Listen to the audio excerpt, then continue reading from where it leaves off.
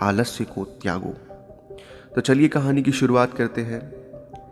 दोस्तों, एक बार की बात है कि एक शिष्य अपने गुरु का बहुत आदर सम्मान करता था। अब गुरु भी अपने इस शिष्य से बहुत स्नेह करते थे, लेकिन वह शिष्य अपने अध्ययन के प्रति आलसी और स्वभाव से दीर्घसूत्री था।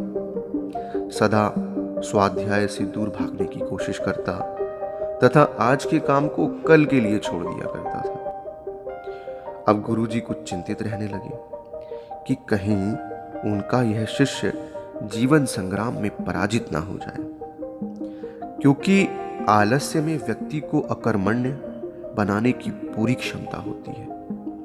ऐसा व्यक्ति बिना परिश्रम के ही फल भोगने की कामना करता है। वह शीघ्र ही निर्णय नहीं ले सकता और यदि ले भी लेता है तो उसे कार्यान्वित नहीं कर पाता।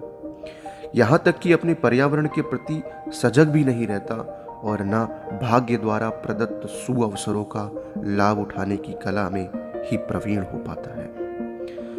अब गुरुजी ने अपने मन ही मन में अपने शिष्य को सुधारने के लिए एक योजना बना ली। एक दिन उन्होंने एक काले पत्थर का टुकड़ा लिया और उसे अपने शिष्य के हाथ में देते हुए कहा कि मैं तुम्हें यह जादुई पत्थर का टुकड़ा 2 दिन के लिए देकर कहीं किसी दूसरे गांव में जा रहा हूं।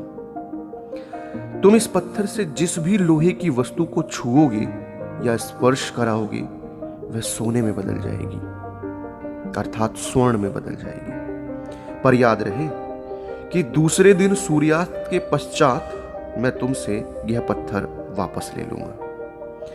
अब शिष्य इस सुअवसर को पाकर बड़ा ही प्रसन्न हुआ, लेकिन आलसी होने के कारण उसने अपना पहला दिन यह कल्पना करते करते बिता दिया कि जब उसके पास बहुत सारा सोना होगा तब वह कितना प्रसन्न, कितना सुखी, कितना समृद्ध और कितना संतुष्ट रहेगा।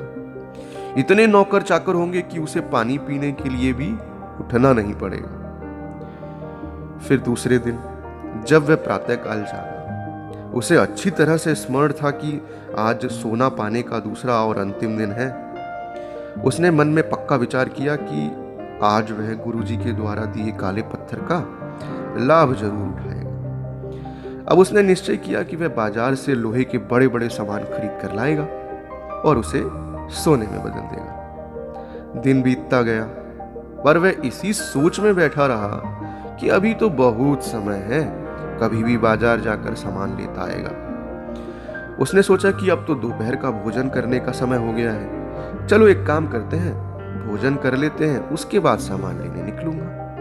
पर भोजन करने के बाद उसे विश्राम करने की आदत थी और उसने बजाय उठ के मेहनत करने के, बजाय बाजार जाने के, थोड़ी देर आराम करना उचित समझा। पर आलस्य से परिपूर्ण उसका शरीर नींद की गहराइयों में खो गया और जब वो उठा तो सूर्यास्त होने वाला था। अब वह जल्दी जल्दी जल्दी जल्दी बाजार की तरफ भागने लगा, पर दुर्भाग्य तो देखिए, रास्ते में ही उसे गुरुजी मिल गए। उनको देखते ही वह उनके चरणों में गिरकर उस जादुई पत्थर को एक दिन और अपने पास रखने के लिए प्रार्थना करने लगा। पर गुरुजी कहाँ मानने वाले थे। अब उस शिष्य का धनी होने का सपना चूर चूर हो गया।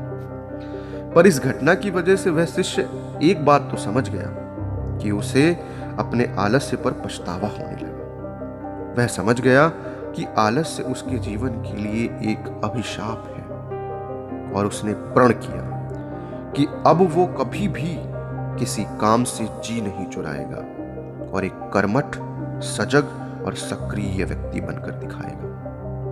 तो प्यारे साथियों, जीवन में हर किसी को एक से एक बढ़कर अवसर मिलते हैं, पर कई लोग इन्हें बस अपने आलस्य के कारण गंवा देते हैं।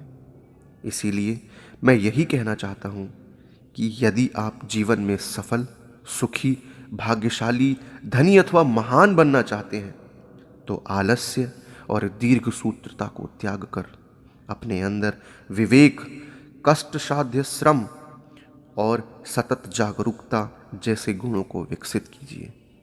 और जब कभी आपके मन में किसी आवश्यक काम को टालने का विचार मात्र भी आए तो स्वयं से एक प्रश्न कीजिए कि आज ही क्यों नहीं। तो प्यारे साथियों, इस कहानी में इतना ही। अगर आपको हमारी कहानियाँ अच्छी लगती हैं, आपके जीवन में कोई सुधार ला पाती हैं, तो आप हमारे चैनल को सब्सक्राइब कीजिए। हम इसी तरीके की बहुत शानदार कहानियाँ आपके लिए प्रतिदिन लाते रहेंगे। तब तक के लिए धन्यवाद।